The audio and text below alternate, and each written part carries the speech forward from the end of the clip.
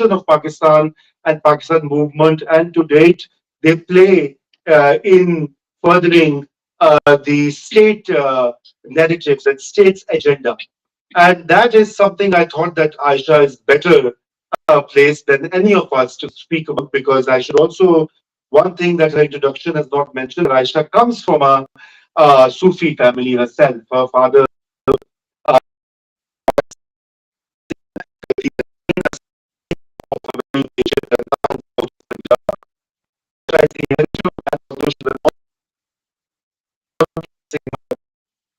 they got her practice in Europe, and then I don't have to work. You see the kind of money that the Dargahs generate. Yeah, we have the Auliya Council that the yeah. So I've been had to quit. I'm very happy to quit all my jobs and do that. But I failed so far to convince her. So Dr. Aisha, what we will do is that we will give you the floor. Let's say for about 10 to 15 minutes. You can talk about this issue of Islam and state in Pakistan, how the Sufi Islam figures in that, how the Dargahs have played a role in history and currently, and what is the critique of these, power broker Sufi descendants. And then we'll open it up and invite questions and comments so that there's more interaction. Thank you. Thank you, Raza. Thank you so much, Dr. Mehdi, and Farah. We extremely grateful for the audience who's here. Uh, it's not just that I was born in a Sufi silsila, it's also because my mother was a novelist, Jamila Hashmi. Two of her novels, the last one was a Mansoor Large, and the one before was a Quratul and Tahira, the poetess, but also a Sufi in her own right. And as she was writing those novels, I sat and experienced that knowledge. And I'm not sure how much I learned, but whatever I could gather, uh, it was very the process of her novel writing was very educating for me. Um, the Reza, let me start sharing the story of the third book, which I set out to write. After military with military hunting me. So somebody said, "Why don't you go to a will bring you some relief at what should I write about? Why do you write about Sufism? Why do you write about Silsila?" And I started looking at South Punjab, Bahawalpur, where I come from. And I remember, this is good 10 years ago, when I started my research, and I suddenly realized that it's like, wow, a place with so many Sufi dargahs, you had a lot of extremists and militants. And my own mind just couldn't comprehend what had happened. And then I started off from Punjab, and then I went on to Sindh, and I traveled around. And Sindh again is, a hub of Sufi shrines, and if you talk to Sindhi friends, intellectuals, they will say very proudly, we have a Sufi culture. We are the Sufi society. And every time you talk to a Sindhi intellectual, it's like almost at the risk of your head getting bashed, because they don't recognize how rapidly things have changed in Sindh and in South Punjab. Uh, and I traveled back and forth. I went to the dargahs, I went to other areas to see what was happening. So let me start with, I think, one mistake that we tend to make. I think the problem is our understanding. Our problem, I think, is from the word go, is that our conceptualization in modern times of Sufism is as political as other orders. our inspiration is, we tend to see Sufism in terms of something which brought people together, which as a carrier of peace. Uh, Funny enough, when was it? I think it was around 2008 or 9. There was this Rand Corporation study which was trying to figure out Muslim institutions around the world which could be used as alternatives, and Sufism and Sufi shrines were kind of recognized as one, the source for peace. So there's a problem of modernity here in conceptualizing Sufism. That here in the Indian subcontinent, where you had a majority was non-Muslim, you had these Sufis that traveled from different parts of the world, settled there, and brought peace and brought, reached out to people from different religions. Of course, all of that is true, but let's not also take away our attention from the fact that a lot of these, the four major Sufi orders, there's Chishtiya, Sohrawardiya, Qadriya, Naqshbandiya. And I come from, yet another silsila, which is a Vesi silsila.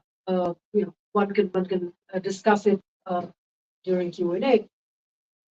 Now, there are differences in all these orders. For example, the Naqshbandi has a very stricter formulation. I mean, if you have to compare anything with Ahle Hadith, there is very little difference between the Naqshbandiya order and the Ahle Hadith order. On the face of it, very different kinds of Islam. Yeah. Again, Sohrawardiya. I mean, the one of the issue with Sohrawardiya has always been that the difference between Chishti and Sohrawardiya, for example, is that while Chishti was kind of more kind of all embracing, Sohrawardi and it believed in free will. The idea of free will, Sohrawardiya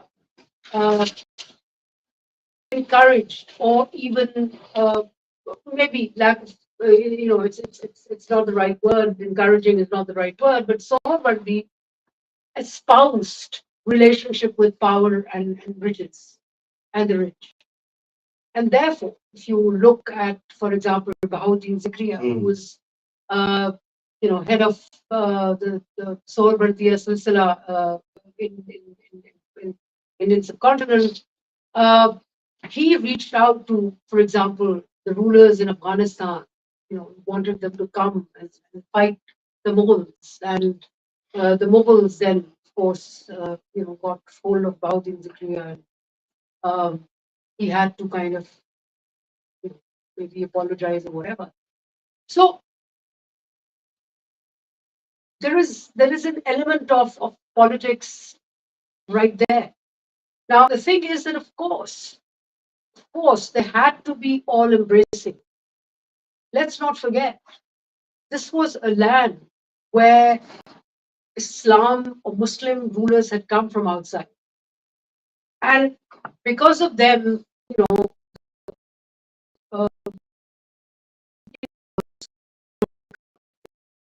were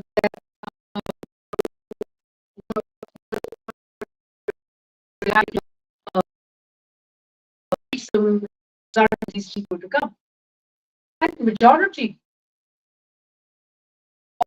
of religion, other religions, Buddhists, Hindus, Sikhism, of course, came much later.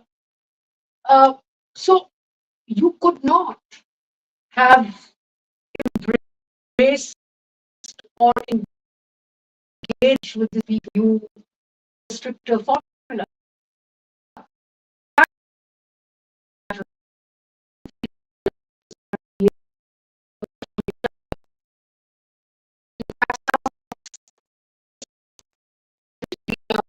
In a much more stricter form than maybe other orders. But there was definitely engagement, and therefore, and part of, and anyway, part of the principle of Sufism, of course, is embracing.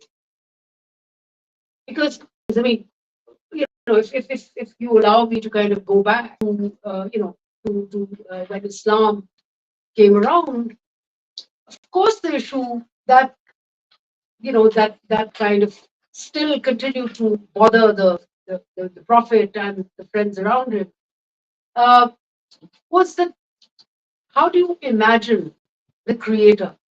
And how do you imagine this relationship with the Creator? And of course, there are these set practices for an average Muslim, 5 time prayer, Hajj, Zakat, other things. But, it's like you have to, there was this experimentation, this constant experimentation of engaging. How do you reach closer to the Creator? So that experimentation is there in Sufism, and that experimentation is what leads to embracing everybody around. And instead of shunning people and saying, no, you're not this and you're not that, there is that level of tolerance. But come to modernity, I think we have a problem when we engage with Sufism and see it simply as an instrument. I mean, our problem with our modern times is that we look at, we, it's the I mean, my issue is with instrument.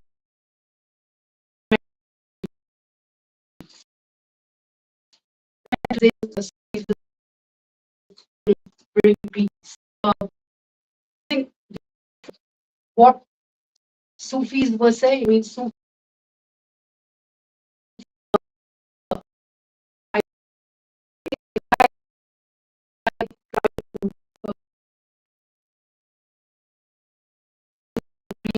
what concept of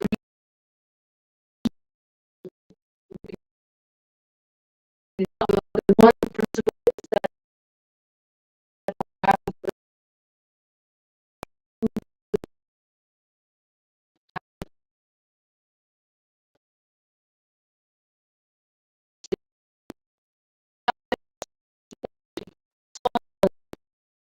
shared of, you know, PNC,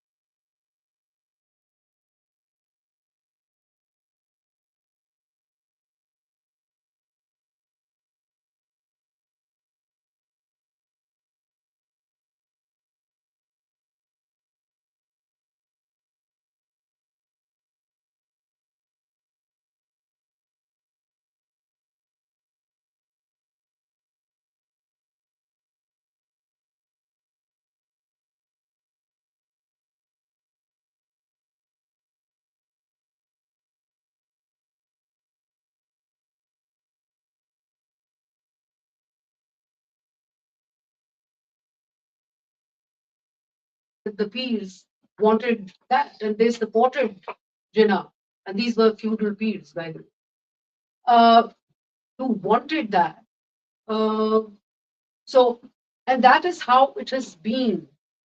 I mean, it has continued. Um, I was laughing with somebody, me and Raza, we were in Chicago, so evening we're sitting down, we're talking, and you know how these peers have been used by the state. I mean, one particular character, for example, and this is not, not a commentary on his current politics at all, but it's part of the tradition. For example, Mahmoud Qureshi's Makhdoom Sajjad Qureshi, one of the major shrines of Multan. When Ziaul Haq was the dictator, he was the governor of Punjab, and one Urs of Data Sahab in Lahore. And Ziaul Haq came, and it's interesting that, I mean, he's the governor of Punjab. Also, he's the Sajjada Nashin of the Dargah. But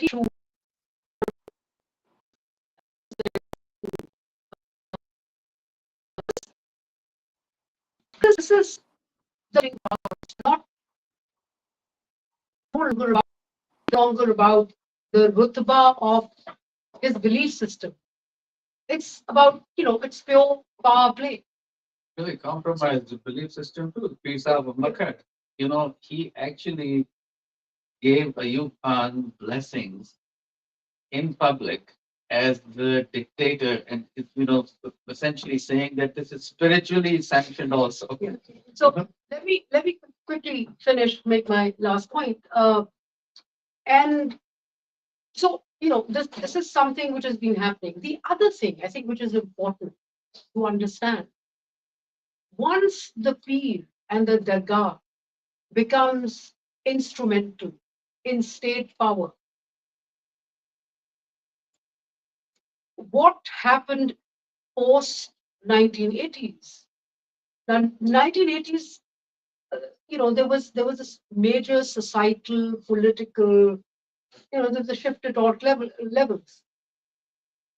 Soviet invasion of Afghanistan with Soviet Union. You have a free flow of militancy, extremism, jihadis, all kinds from the Middle East, from wherever in the world, and you have them there. Now, there is, of course, the bad aspect of it.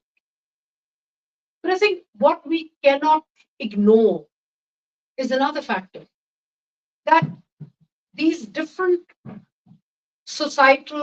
political influences created a different level of expectation amongst the society. So if I am a believer and I have to go through, reach the peer and be connected to the dargah through layers and through a hierarchy on the one hand. So This space here is Paris. Yeah. Okay, thank you. good. So on the one hand, there is the hierarchy, but on the other, you have a mullah-led explanation and this thing that, look, if you become a martyr, if you do this, that, or the other, you get, 70 huris, a hululan, a crown of jewels, and you'd be able to get, 20 people of your loved ones forgiven. But just imagine the sense of equality. It's almost kind of conceptually revolutionary that in an otherwise unequal society, how it would attract. And that is exactly what has happened and kind of displace Sufism in our parts of the world. I mean, it has pushed it back, it's damaged it. And I'm not even going to argue that it has reduced numbers of people who go to the shrines. And the numbers are reduced not because people are thinking seriously about this, about the Sufi concept. I tell you my own experience of our own dargah, etc. Is that now I see the murid has become more intelligent and searching in a different way. Now he asks you, you know, uh, it basically tries to kind of bribe you by saying, "Get a taviz bhi de de." Uh, but is actually searching for if you're going to put in your influence and power to get his children, job or get something done. So that and then go, because what else there is? So I think one last thing, Raza, and I'll stop here. I think it's important that we kind of keep things in those different boxes. Conceptually, Sufism, reaching out, the Sufi ideas, in different religions, and uh, so in Islam as well, so in Pakistan as well. But the politicization and instrumentalization and institutionalizing of Sufism is something which is a different kettle of fish. And we need to separate the two. I'll stop it. Thank you so much. Many points you've raised, and I'm sure that there'll be questions and comments from the audience. And I have a few as well, but I think let's open it up in the interest of time. Yeah. Explain a little more on institutionalization. What do you precisely mean by it? Dekhe, institutionalizing is when Sufism becomes an institution, the dargah. The dargah, and now, what was the principle? Even if you look at the whole principle behind caliphate, uh, the Prophet could have selected uh, his own first cousin, but the principle that was followed was whoever is more capable. Of course, there is a debate within Islam as well between Sunni and Shia, how there was a legal politics in it. But the fact is, he didn't push. And what even Sufism, any sect would argue, is that the more capable, it's not uh, who's the more powerful, but who's more capable in terms of being well versed in the religious principles, the Sharia, and whatever is to be achieved through a particular order. Now, what happened in terms of institution when I mean institutionalizing is that sons and their sons and their son, the bloodline became a principle, and the families became very central, and they became governors of that order. So even where before you came in, we were talking informally. Did you say sorry? Shabazz? No, Shabazz Kalanda. किसकी बात हो रही? Ayesha Siddiqa. Yeah. So I mean, they didn't have kids, and yet the closest families, the bloodline that was followed. Now, following the bloodline, it's like creating an empire, right? You become these shrines and become mini empires. It's not your capacity in terms of faith, but in capacity in terms of your family. Uh, you go to. I've been to, for example, Jaipur, Ajmer, right? In Ajmer, it's and you get that sense there that you have these different family members. If you want to reach this corner of the dargah or something, it's important if you know somebody. Uh, so this is what institutionalizing means. Yes. You mentioned that one of the reasons that people are going away from the institution is the politicization, these power structures that are unjust, obviously. Sir, I didn't say they were going away. Uh, They are going away, and yet they're not going away. they still remain in that circuit.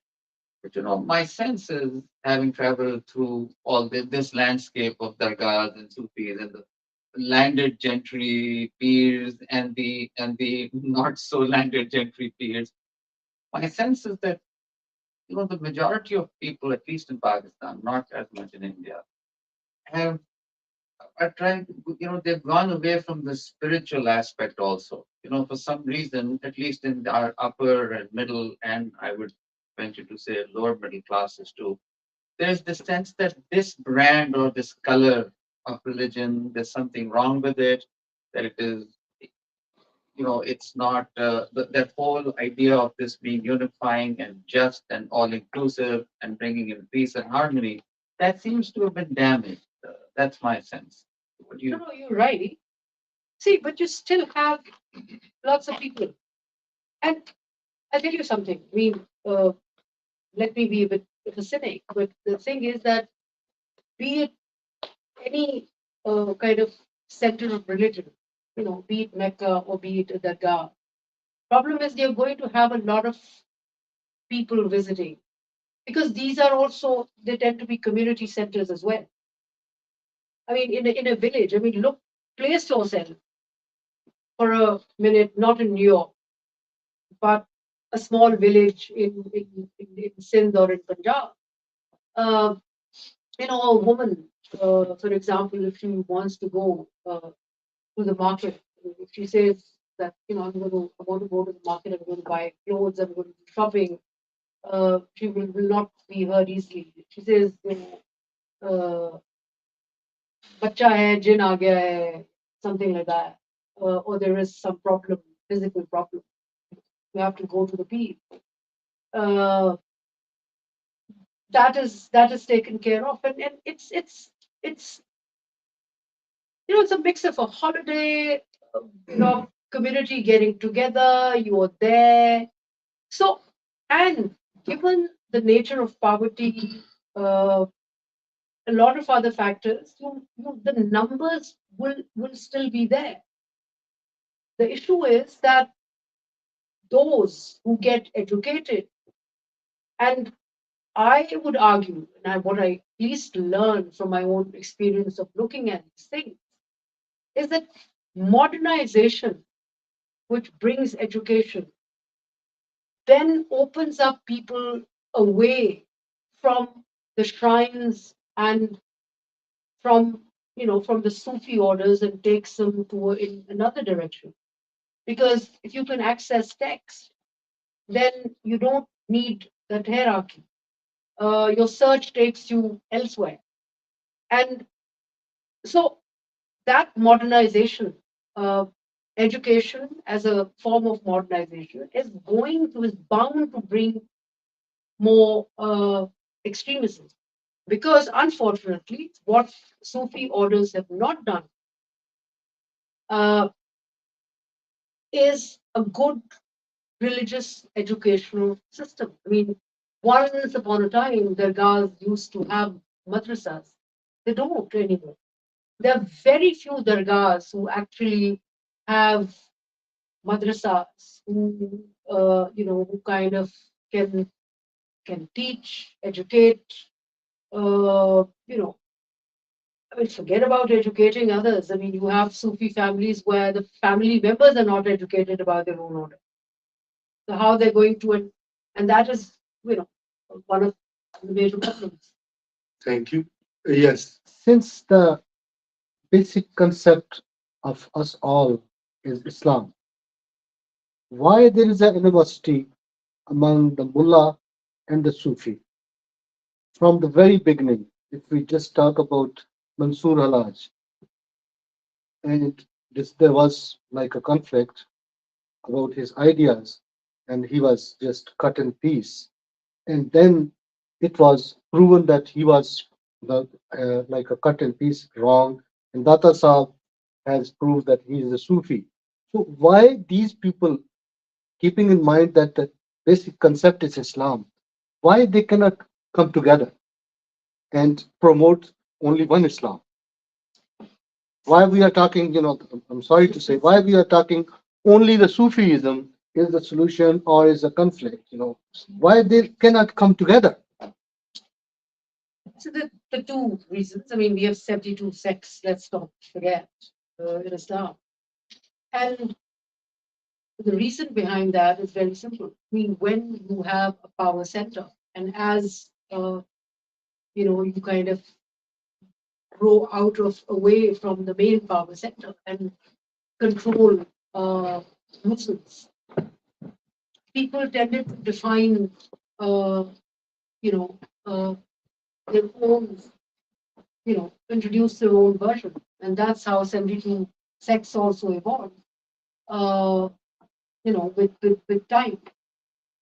So one is that, and the other thing is that this has happened in Christianity as well. This happens, I think, in any faith where people tend to kind of defy the power centers. You are bound to have different definitions. It's not a matter of one Islam or 10 Islams or 72 Islams. Some would remain the same. It's how different people define. Okay. Yeah, I don't know how coherent I'll be because this is like to me it's a very abstract topic. So it's like different things we could talk about while addressing one particular thing. But in my eyes, in a perfect world, there would be almost a separation of church and state. Like you mentioned, bringing religion and like having good religious schools. Well, I thought maybe that's like almost an oxymoron because in my eyes, as an atheist, there is no such thing as maybe a good religious school because religion to me is subjective, right? It's nothing that's concrete. Please also introduce yourself. So, Oh, my name is Sean. I was speaking earlier. I'm just a New Yorker, mixed Okay. van, a yellow cab driver for several years. So So, just overall New Yorker and an atheist. and, I a, remember and an that. extrovert that is, open to Okay, a very lot of good. different Thank you for views, being here. But to me, it seems like that it's Daisy people in a nutshell cannot agree on anything. And so to say like if they can agree on a religion is also the same thing. It's why can't we just aspire to almost look beyond like Sufis teach beyond the aspect of religion and just almost like an insania, like a humanitarian perspective. Like I know to me, like the whole concept of Pakistan is just doomed to fail because it's based on Islam, its religion and state. And in my eyes, it trickled down over into like this conception of creating a Khalistan or the Hindu Rashtra, right? So it accelerated this polarization. And I think instead of talking how can we fix that with more religion, I think we need to, for some reason, like stand up as liberals and progressives and talk beyond religion and say, how can we do this and it's hurting the environment. And that's another thing, Like I said, it's a ripple effect. And Pakistan, the Radcliffe Line follows the Indus River. It's all centered on water as well. Water is a human right, and if we cannot even have fresh air and water, how can we even begin to talk about religion? Okay, I agree with you, and ideally, this is how it would be. But in 2024, uh, in even in the United States or in Britain where I live, you also have, school. Let me finish. Schools run by seminaries. Now, firstly, the topic of my discussion was Sufism and Dargah. Right? And do not put yourself when you're listening to me in 2024. Ideally, this is what I would want to do, not have religious seminaries and have, uh, you know, this schools, Secular schools. secular schools, right? The point I'm trying to make here is that if conceptually we feel that Sufism has something different to offer, right? It's not extremist values, but values which encompass humanity and brings everyone together. Every order, in order to kind of build that, you have to have your madrasas. Madrasas is, what is a madrasa? Madrasa is a school, right? So these other sects, Ahl Hadith, Deoband, Bareilly, etc., they have their religious seminaries where they define, where they conceptualize, and that system of education is more modern than what any dargah has to offer. And therefore, that is the problem which I was highlighting. Uh, for example, issue of blasphemy, issue of treatment of women. The problem today is that if, uh, hundreds of years ago, the people, the Sufis that started these different silsilas would probably be defining these issues differently. Now, if you go to the Sajada regimes today, representing those orders and ask them for an answer on these two issues, for example, the answer you're going to get is precisely what you'd get from a mullah. So, and that is lack of education or developing education about your own order. This is all I was talking about. And let's not forget that, the problem that we have in South Asia. Pakistan, 1947, created a problem for itself, religious state. But let's not forget that India artificially experimented with secularism, but the base of the society and community had religion in it. 50, 60 years later, it's back to that, not just India. Look at Sri Lanka. We used to say Buddhism is very peaceful. Now it's not. So everywhere, for different reasons, religion has struck back and struck back hard. So while we can talk about, and we are liberals, but we're also a minority. We are a worse kind of a minority than any, I would say, any sect anywhere, right? So there needs to be a recognition somewhere of our uh, limited capacity as well. So while we grow our capacity and educate, say, 250 million people in Pakistan, that no, we have to be secular, we have to be have liberal education. I don't see it happening in my lifetime, at least. But you would like to. I would, but Yes. it's not going to happen. So I how think do this is negative. I think we should aspire So, to have the discussion. Let's get back to this point. We have another gentleman, and then I'll come to you. Thank you. Nasser, Thank you. after you, yeah, yes, please. Introduce yourself, please. Oh, my name is Salman. I'm from New York. So my question was, in the Sufi philosophy, there are two major branches of Sufism. One is called Sabadat al-Shahud, and the other is called Wadat al-Wujud. They are the main uh, two principles or philosophies of Sufism.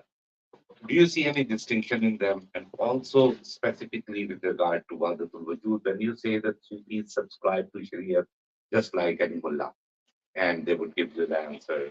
Sufism would give you the same answer as the mullah would say.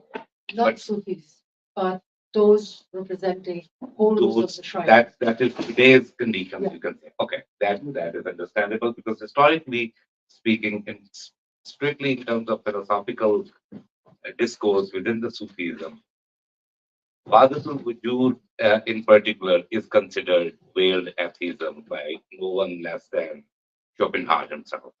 He considered Wahdatul Wujud as just veiled atheism. So they are basically considered to be looking down upon the organized religion, which we call Sharia.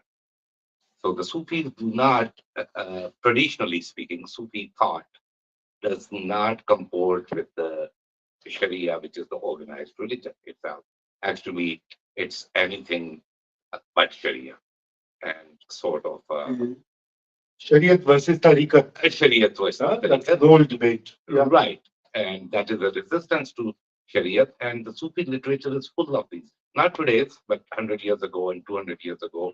Sufi literature from Bulle Shah to Sultan Bahu to uh, uh, Sindh wale kya naam hai, Shah Abdul Latif Bhittai. Everybody looks down upon Sharia, looks down upon the concept of following a strict order of rules.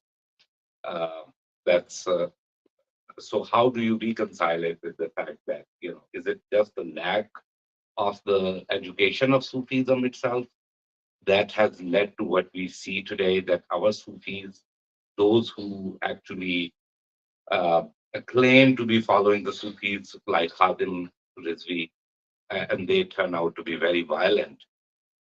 The Brahmis and Khadim Rizvis of today, they are supposed to be the followers of Sufis. Uh, what led to that? Asha, can we collect three questions because of Let the, me- in the let me interest of just- time? Just be, Take it. I'll just give a Okay. one line answer Okay. because he has explained Bhagavad Gita and Shahud himself. See, again, certain orders so are worthy more by mindful of Sharia than Chishti or Qadri. Naqshbandi, again, stricter. I mean, Naqshbandi doesn't allow music, for instance. Chishti does, on the other hand. But leave that aside. See, very simply, uh, I don't want to repeat whatever I spoke for 20 minutes. The problem is that if the orders do not educate themselves about themselves and don't learn what the order had said, you are not going to sound very different from the mullah. I mean, we forget. I mean, we ordinarily say, no, no, no, ये तो बरेलवी है, right? Completely forgetting that Barelvi movement is not a Sufi movement; it's a mullah movement, right? Barelvis have got nothing to do with Sufism. The only thing where Barelvis kind of tick connect with Sufism is because they kind of agree with they kind of They're okay with yeah, shrines, okay and with shrine shrines, worship. right? But by the way, so are Deobandis, right? The Deobandis are stricter about what you can do at a shrine. Barelvis are much more open. You can go pray, do whatever. The principle, the point I'm making is very simple. That in so many years, because of institutionalizing of Sufism in the form of the shrine, you have lost the knowledge of what the Sufis taught. It's more about power. And unless you educate yourself about your own faith, about what the question was in the beginning, you're not going to sound very different. Thank you. So we had a few hands there. Nasser first, and then I'll come to you too. Sure, thank you very much. My name is Nasser, and I run an organization that works for Ahmadi rights in Pakistan. I just wanted to get your thoughts about the Ahmadis, which not many people might know had a Sufi origin in the sense the founder of the community was very influenced by the Sufis of his time. So I just wanted to pick your brains on that. Do you have any views on how the community, which has essentially become a bloodline-led community now, and we know it for its persecution, but if you have any thoughts about the community's role in today's Pakistan, other than the persecution that they face? Yes. Okay, so I will park this one, Ahmadis, and then Raza Dahir. Yeah. Yeah, my name is Raja Tahir, and I'm living here in New York. We say Sindh is the land of Sufis and peaceful peoples, but in today's uh, every month, around 20 Hindu or non-Muslim girls are kidnapped and they are taken to the dargahs, and the age of those girls is even around 12 to 13 years, and then age of 12, 13, they are getting married with the Muslim men or young boys. And those that factory of converting from non-Muslim to Muslim role is of Dargahs, Bharchundi, and Sarandi Peers in a sense. What would you like to say about that? Even we know behind that state is involved, and surprisingly, they don't want to see Hindu people in a sin, but they are supporting more Sikh, uh, I don't know. I forget what to say about the Sikh, Sikh temple. Sikh temples. In a sense, new. Even we don't have that much Sikh community, but they are supporting them. What would you like to say? Good question, and let's get another one here. The gentleman, yeah. So I have, so it seems it's not really a question, it's an observation that the long arc of history in this instance is a hopeless one, is going away from liberal to illiberal. And my real question is, um, what is there any connection to the drug crisis? So the drugs. So is that because in the Indian Punjab, this is a real issue. Absolutely everything is now corrupted by, in fact, Amitabh Ghosh's book is that opium is the mother lode of all history. There is no history that has happened without opium. But is any of that influencing what is going on today? Okay. So we have three questions. You wanted to say something? Hassan, baad mein aata hu. Aapki tabiyat jo. Thank you. My name is Tashmeen. I'm a fat New Yorker and I'm happy about it. What could be the role of Dargah and the Sufi network? What could be the role of Dargah in your opinion, which And the is Sufi inspiring towards, like the topic of today's discussion is the role of Dargah and the Sufi network in Pakistan. So we have heard your beautiful talk now. I wanted to understand from you, how do you see practically what could be the role of Dargah in today's Ideal role, you mean? What could in be the today's Yeah. world, not ideal. Ideal would be Okay. maybe in a few lifetimes from now. But Okay. So I think that is does Sufism or Sufi thought, or does that have an answer? Does that is there any hope that it will bring peace and harmony? हम तो मानते हैं लेकिन अच्छा जी no, question is what could be the role of Dargah? Right? got it. So we have four questions: Ahmadis, forced conversions, and then drug crises, and then the role of Let me start with this. The answer is there is no rule. I'm sorry. I come from a Zen Dargah, and I'm very ashamed. I've learned a lot. It gives you. I'll tell you something. It it can be a major instrument. You have access to ordinary people. They come and download their worries, their concerns, their anxieties to you, right? Searching for an amulet or asking for prayers. But that is such a platform for engagement. If a positive engagement has to be had, it's hard work. Honestly, it's hard work. I'll give you a very, very tiny story. If Yeah. Go ahead. So from my own village, because of the uselessness of the institution, uh,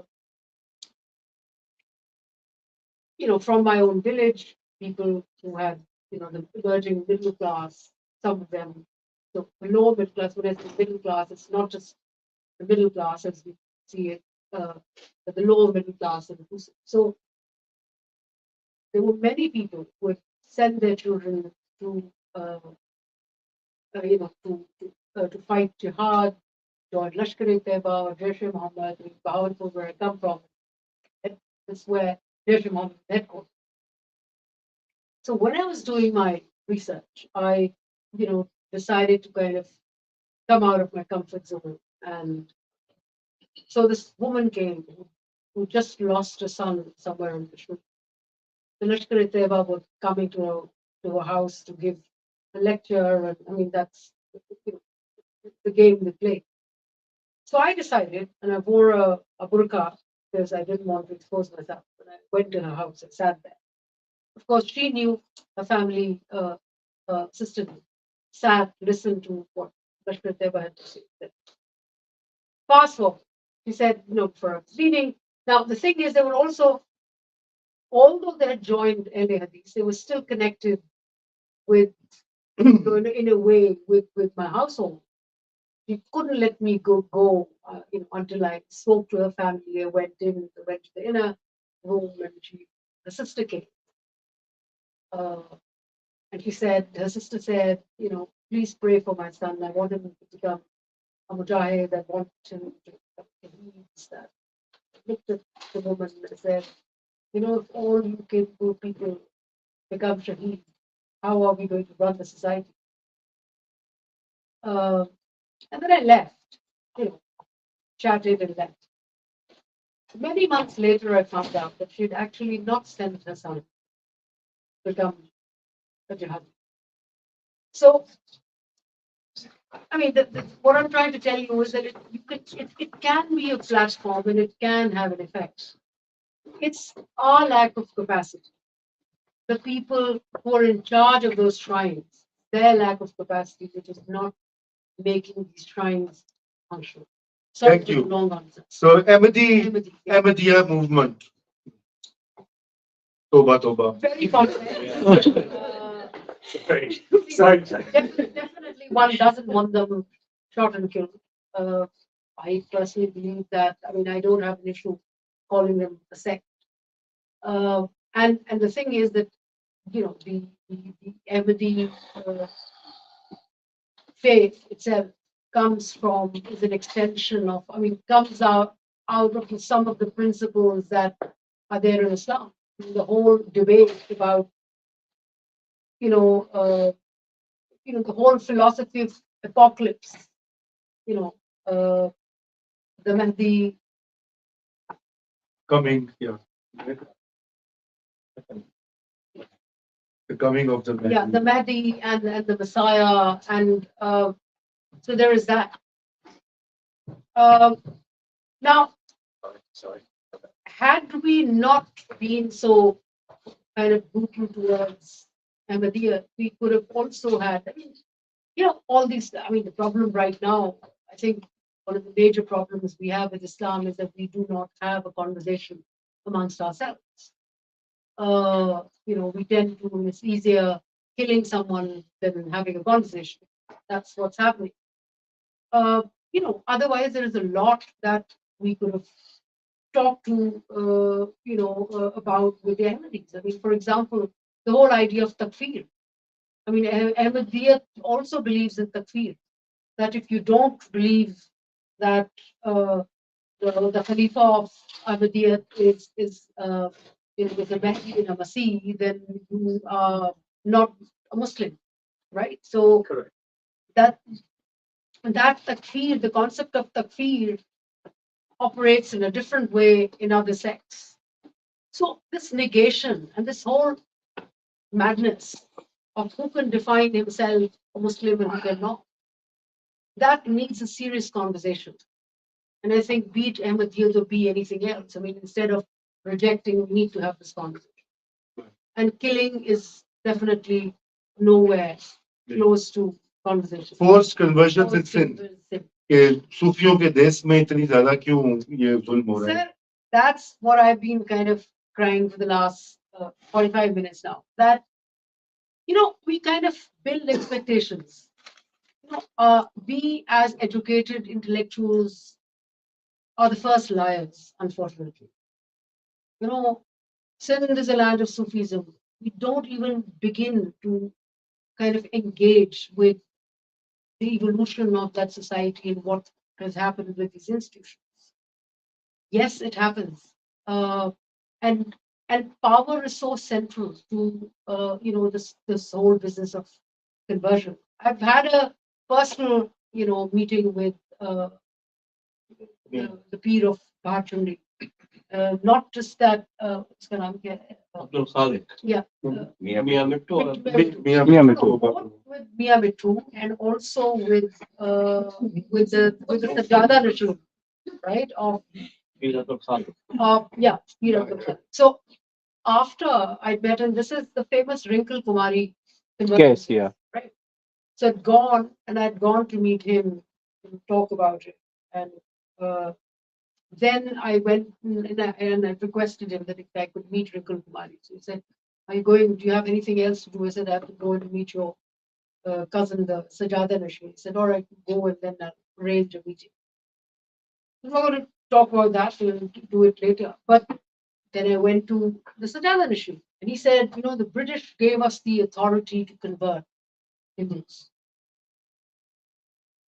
Don't say yes or no, but I'm saying that this is what he said.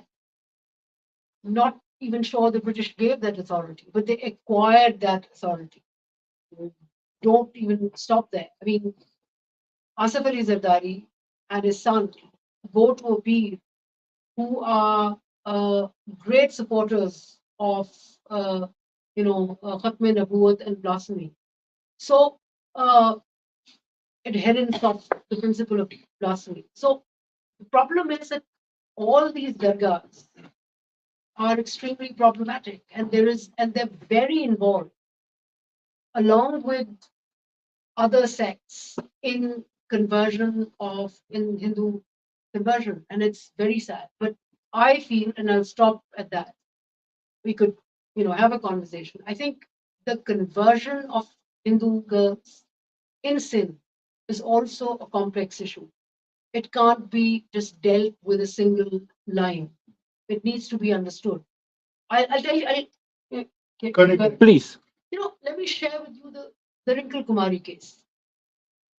So I went to see Wrinkle Kumari. Now, Wrinkle Kumari is a girl who was a young woman forcibly abducted and then converted to Islam from Hinduism by this man Mia Mittu and his affiliates. So, we go into the street. I park the driver parks the car. It's a dead end, and the end of that street is a madrasa, right? So it's like you can't run away, kind of a thing. So go to the room, small sitting area. So right in front, so she's sitting with me. Right in front is her mother-in-law, her husband next to the mother-in-law, and on the door you have the brother-in-law sitting.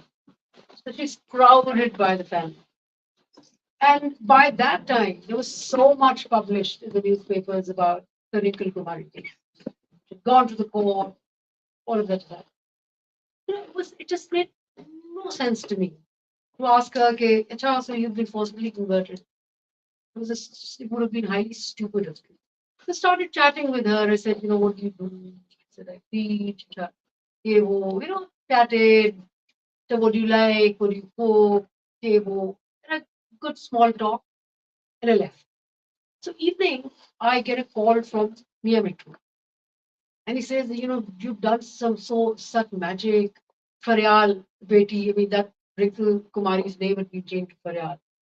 Faryal Beti was asking for your numbers. If you don't mind, can I give her your numbers? Of course. So I then chatted with Wrinkle Kumari for a period of 4 to 5 years. Very odd time. I remember she would send me, sometimes she would send me ayahs, verses of Quran or some saying. There was one in which was something like that, you should never hurt your parents. So I remember I wrote back to her, I said, what you did. And she responded, she said, Main kya karti? Right? I explored that one case.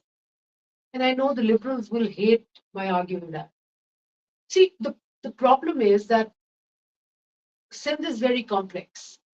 Because of lack of educational funds, majority of schools are co-ed. And see the issue of a minority in a majoritarian system. You don't have capable boys of your own community. You end up meeting boys of the other community. You fall in love.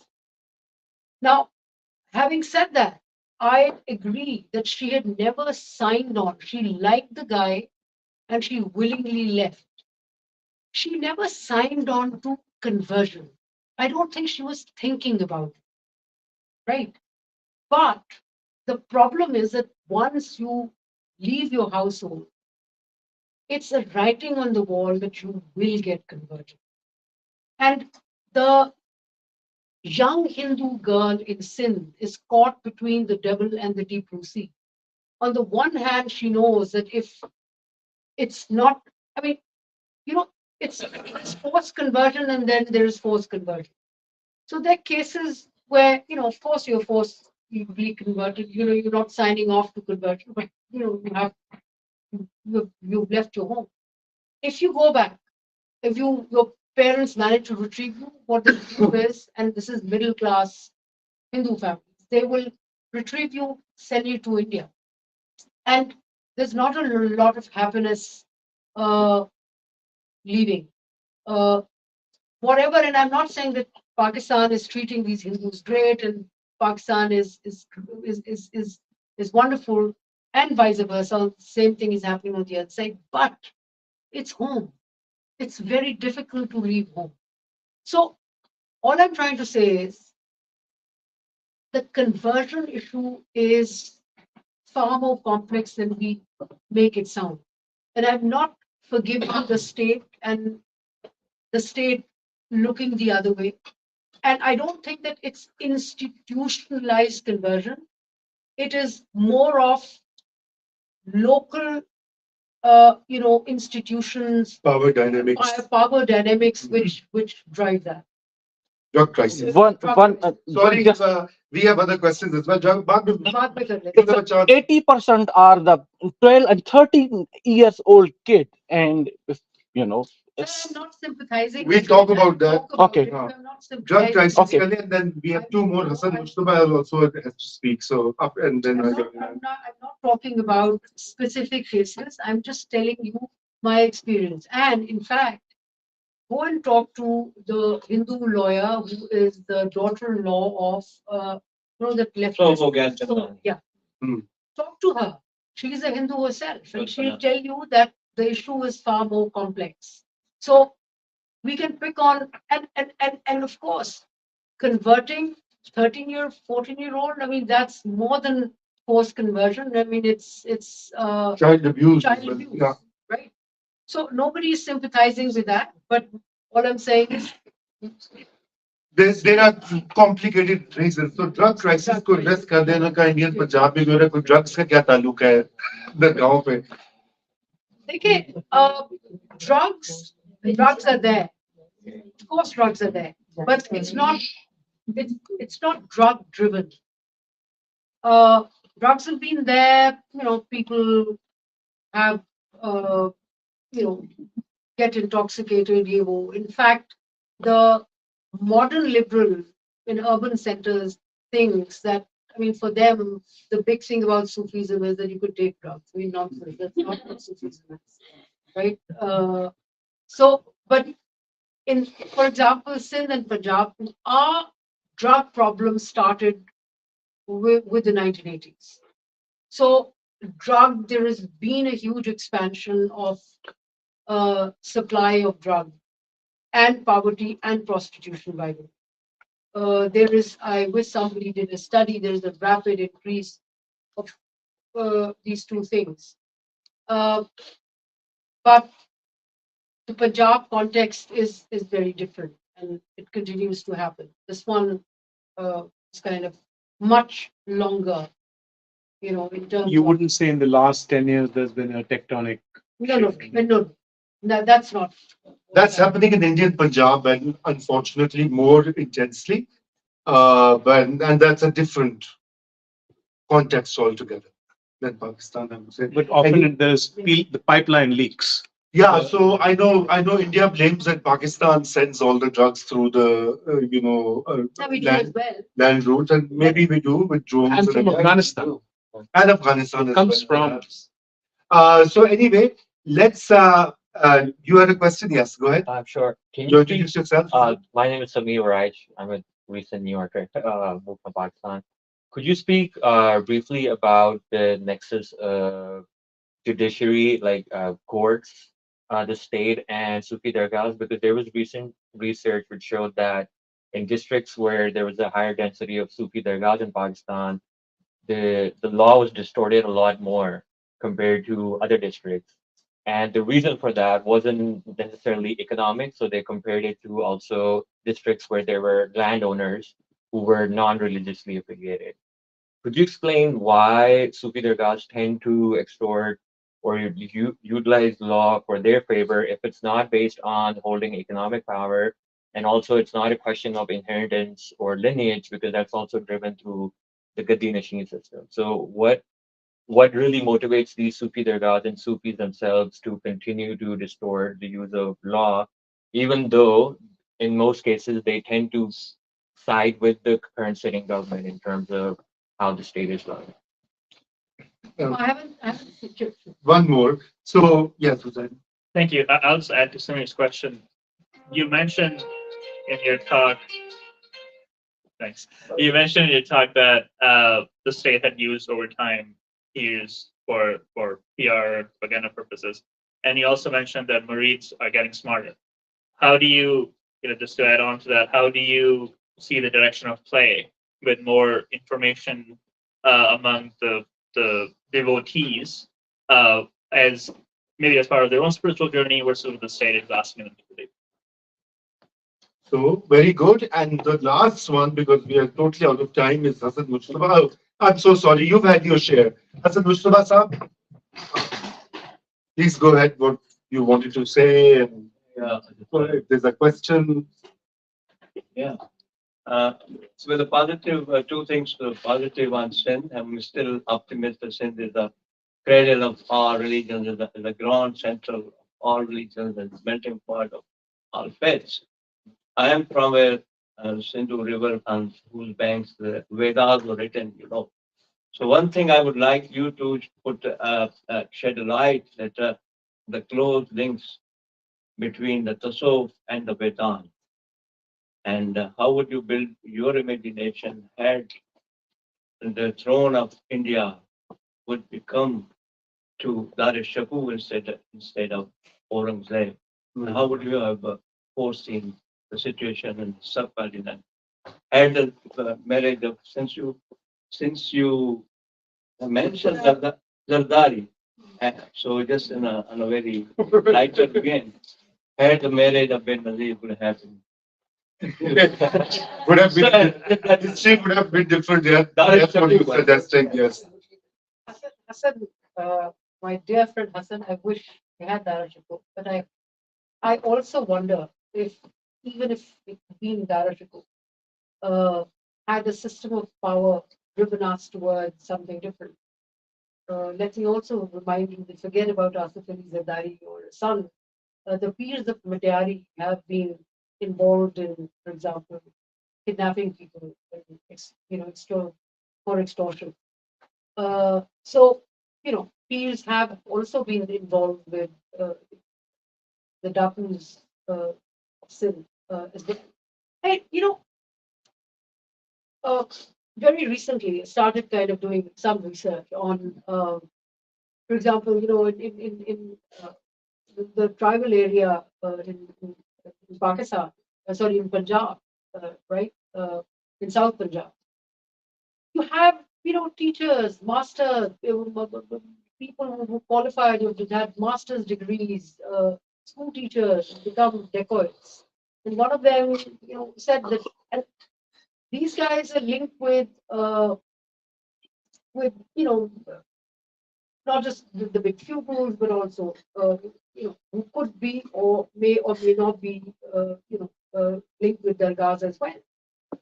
And very simple, if you have, these are pure economic issues, and people who have the capacity who then fail, then this is the method they adopt. So my, what I implore and what I'm trying to say is that historically, yes, Indian politics would have been different had Dara Shikoh been there. But really,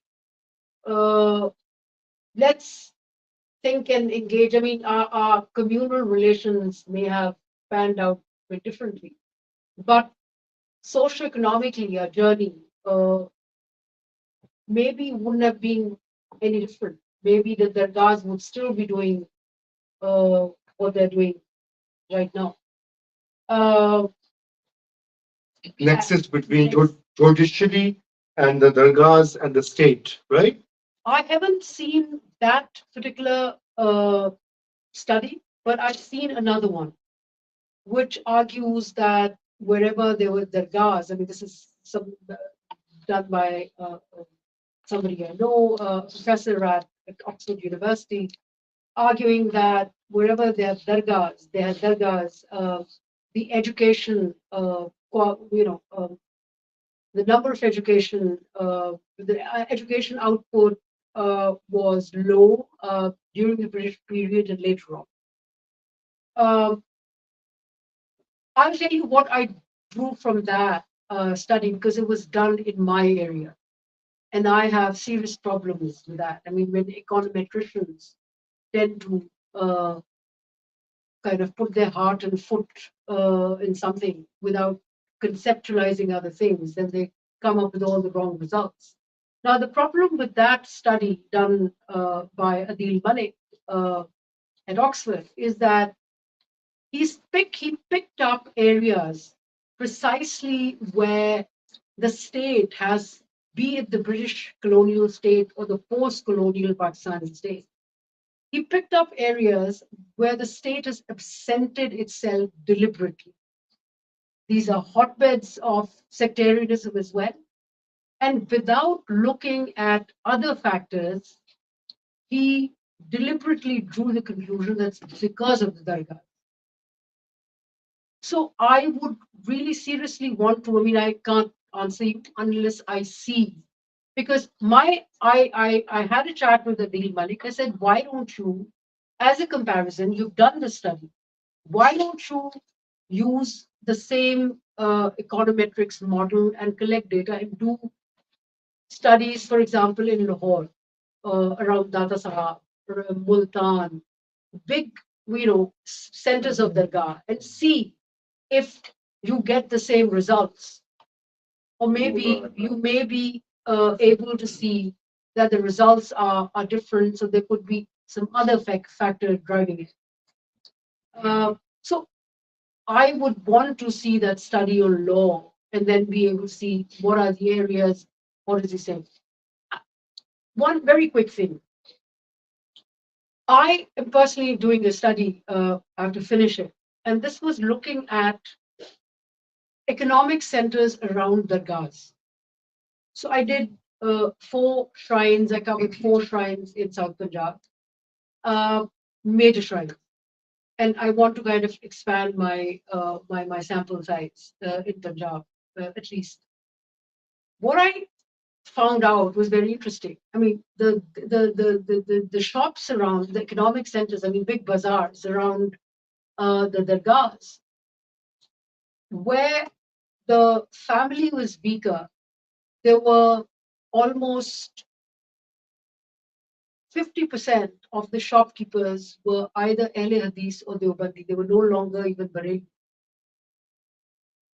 The stronger a Dargah, you would have Barelvis 50 or 60%, but not necessarily all linked to that particular Dargah. So here is a center of, a power center around the shrine, which is changing. So that is something which needs to be evaluated. So, just for your information. Yeah.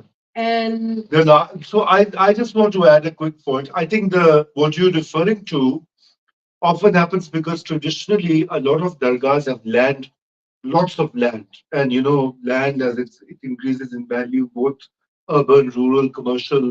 So a lot of disputes in the recent decades have been around land, and in particular the different branches of the descendants fighting among each other over the control of the shrine, because shrine is also both a source of spiritual power and lots of money, cash, hard cash, unaccounted for. So there are so many disputes. Almost every so there was Pir Nasiruddin of Golda Sharif.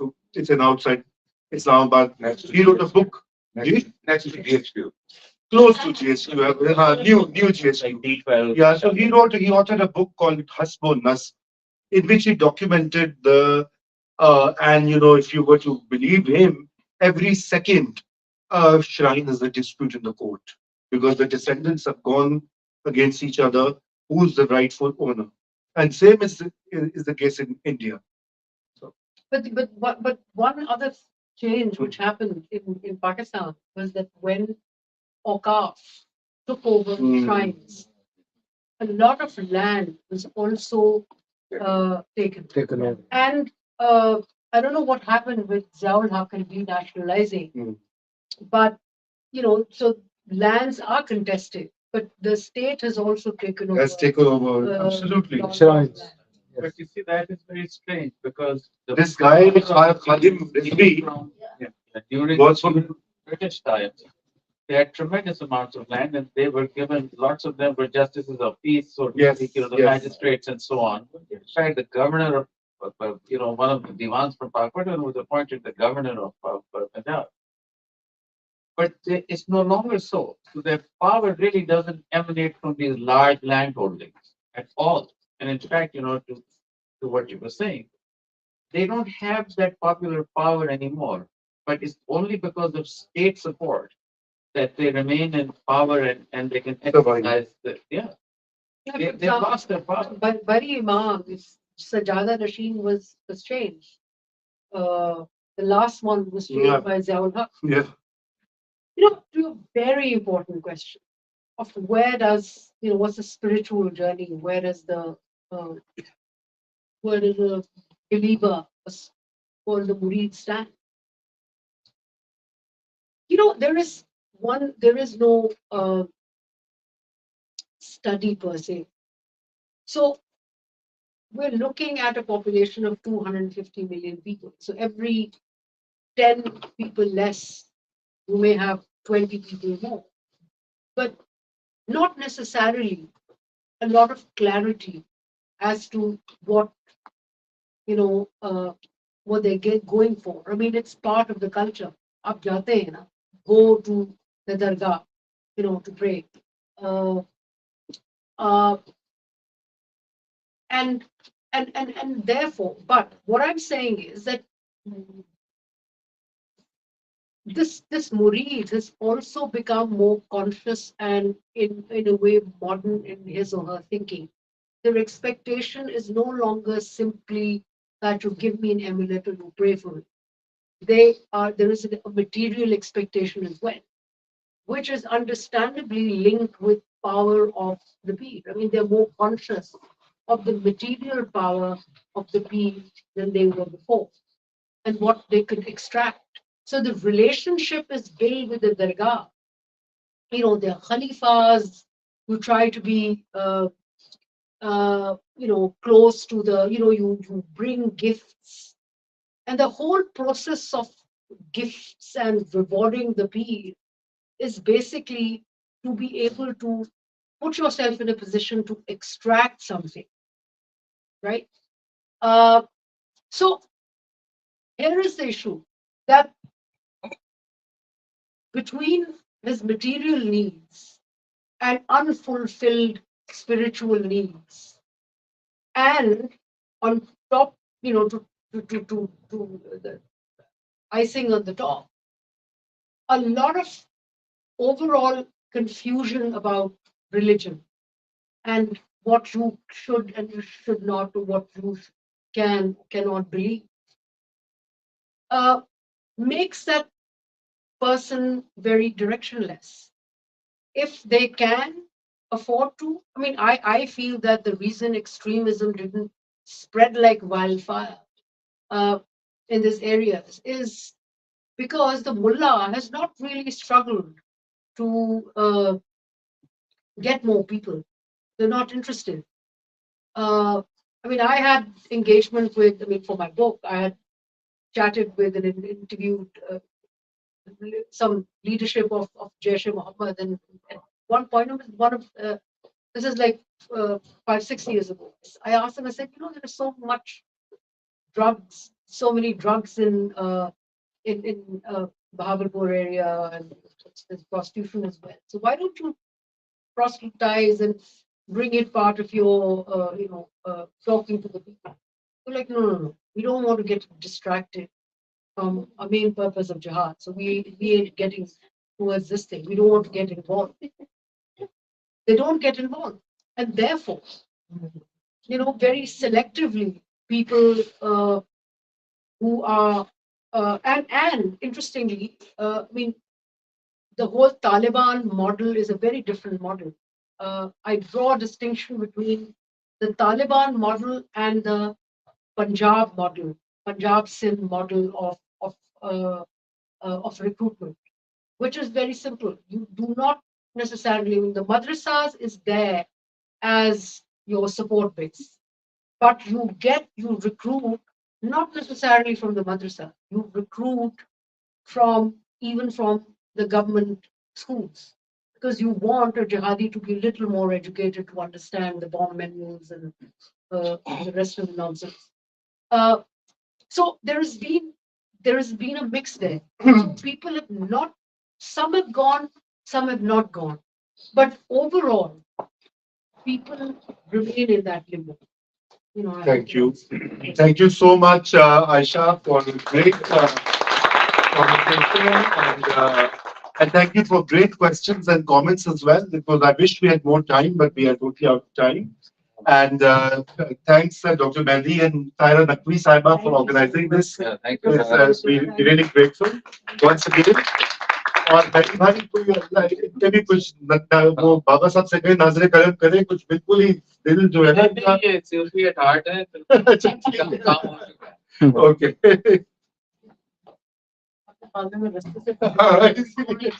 इसलिए को आपको भी दम करके ना पानी वानी उसके बाद चीजें